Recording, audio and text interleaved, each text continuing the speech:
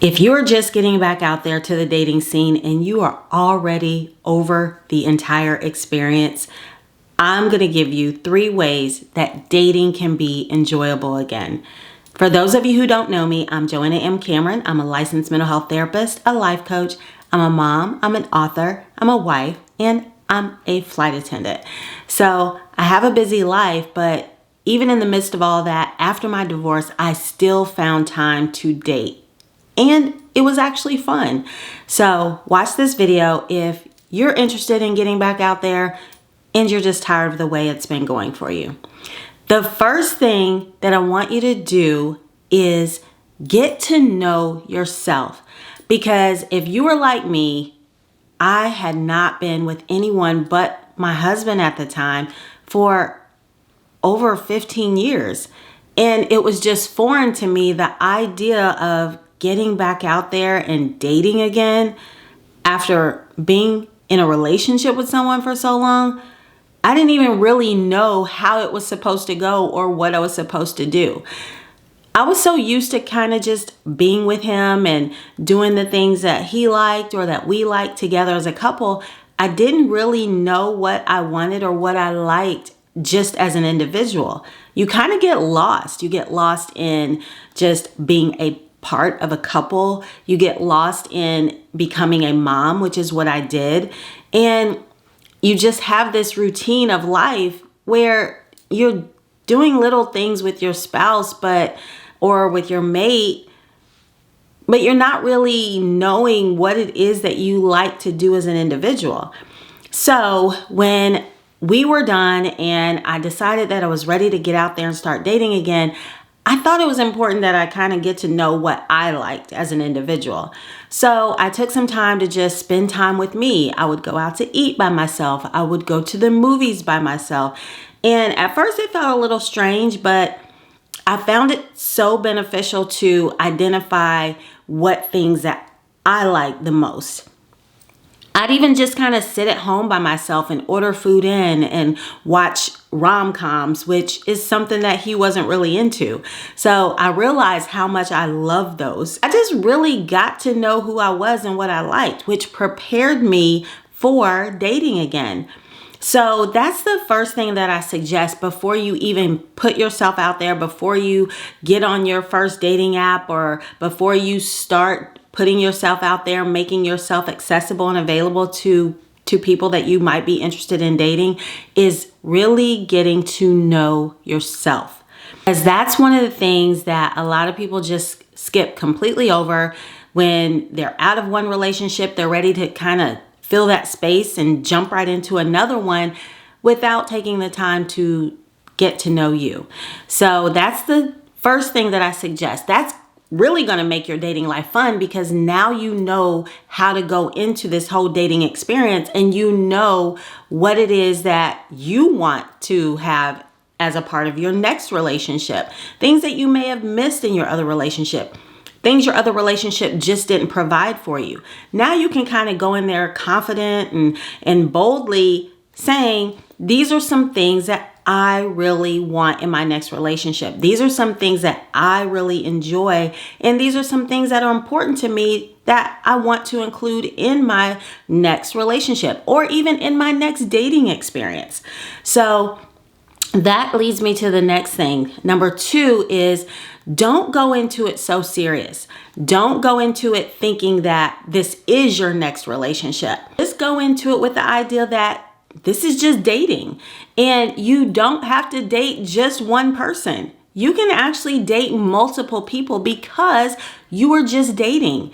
You're getting to know who can give you what you want, who's willing to give you what you want, who meets your core values, your non-negotiables. And the only way you're going to be able to do that is if you are dating. So I think that sometimes we get so hung up on the fact that once we find someone we like, that they're just ours and you're just theirs. And that's not the case. When you're dating and you haven't made a commitment to anyone, you're just feeling people out. And no one belongs to anyone at that point. So don't get so hung up on people who date multiple people and think, oh, they're just a player, or oh, they're no good, or they're not ready to be serious. They may very well be ready to be serious with somebody, but you got to date, you got to kiss some frogs to get to your prince. You have to make yourself accessible and available to more than just one person so that you can actually identify who fits the bill, right? So that's the second thing that I want you to keep your mind on is when you get out there, what's going to make it more enjoyable is to date multiple people. Get out of your head. Stop thinking that it's taboo or there's something wrong with it or you're this bad person. I don't really want to say what a lot of people might have in their head that it makes you if you're dating more than one person, but I'm sure you all can fill in the blank. Especially for me, after I was 40 years old and I was back out there, I didn't care what people thought. I didn't care if people thought that I had this bad reputation. Who's thinking about that? Who's even talking about that? Those are things that you worried about when you were in high school, when you were dating someone and now they've given you this bad name, or you've been labeled as this bad girl who hangs out with multiple guys. Who cares? Who gives a darn about what people think when you're over 40 and you're doing whatever you want to do with more than one person? My only recommendation is whatever you're doing, make sure you're safe. So that's tip number 2. Don't take it so serious. Get out there and date multiple people. After you have figured out what you want for yourself, what you need, the only way you're going to find that out is to date multiple people. And that's what makes the whole dating process fun, because you're not taking it serious to begin with. You're not looking at every guy that you go out with or every woman that you go out with as your next relationship. You're looking for your next relationship, but you're not saying that every person that you're dating is your next relationship. So you got that? Be free, be open, and make it fun. And then the last way that I think that you can make dating so much more enjoyable is to do it in groups. Date in groups. You don't have to go out with someone solo every time you're planning a date with someone new. Invite them to an event with friends. Doesn't mean that you're bringing them home to the family and getting their approval. It just means you're making it more of a social experiment. Like you're just seeing how well they vibe with people you hang out with, and you're taking some of the pressure off of the whole dating experience. Sometimes going out with just one person by yourself that you barely even know can be intimidating. It's like, what do we talk about for 2 hours at a time?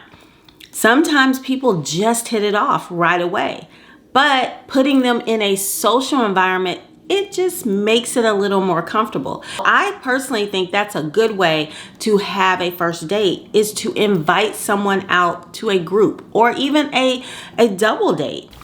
Just do things that are more social, that put you in settings where there's more than just yourself and your date. This gives everyone the opportunity to kind of engage with other people, and it alleviates a lot of the pressure. So that's the third way that I think you can enjoy dating a whole lot more, is to get your mind off it just having to be a one-on-one experience where you're doing some of the same things you did before in your past dating experiences, where maybe you go to a movie together, or you go to dinner together, or you have coffee, or you meet for lunch. Those things are nice and those things are, just fine. There's nothing wrong with doing those things, but to make it more enjoyable, to make it a little different than things you've done before, do something new, invite more people. And I'm going to give you a fourth, and final tip. A way that you can make dating a fun experience for you is try it in a new way.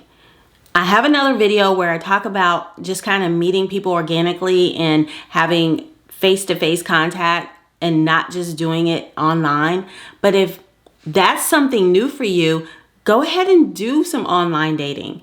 find a couple of dating apps. That's exactly what I did. I got on dating apps after my divorce, and it was an amazing experience. I hear all the horror stories. And even when I was dating back before, I got with my current husband, everybody was like, dating apps are the devil. Dating apps are bad.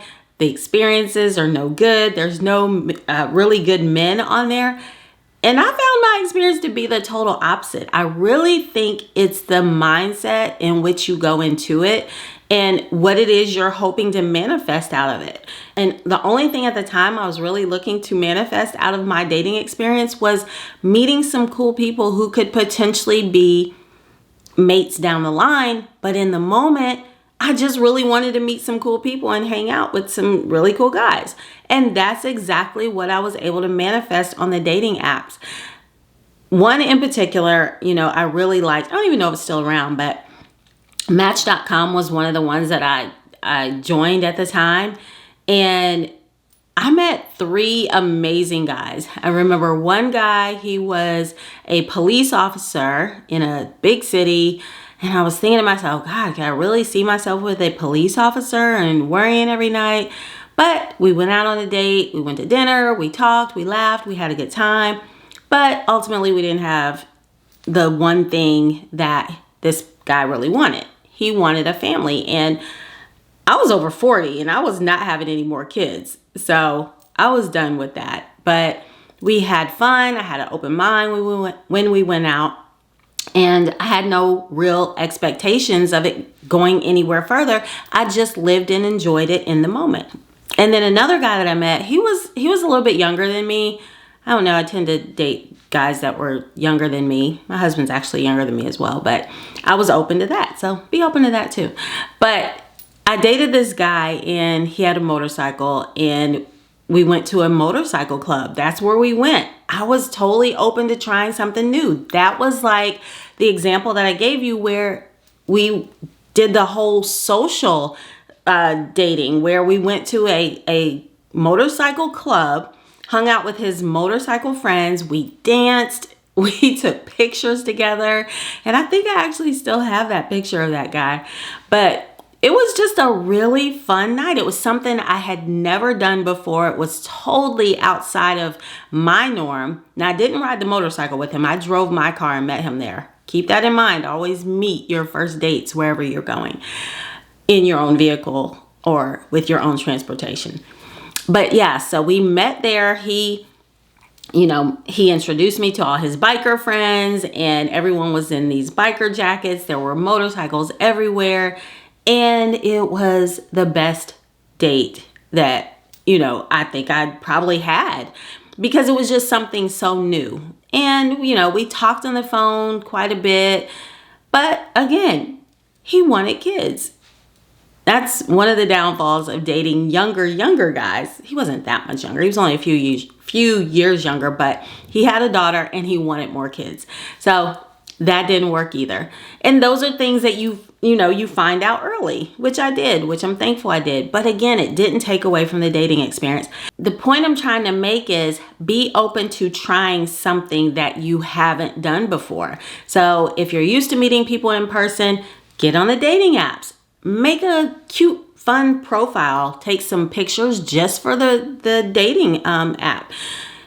And have fun with it. Just relax and make the whole dating process and experience fun with no expectations.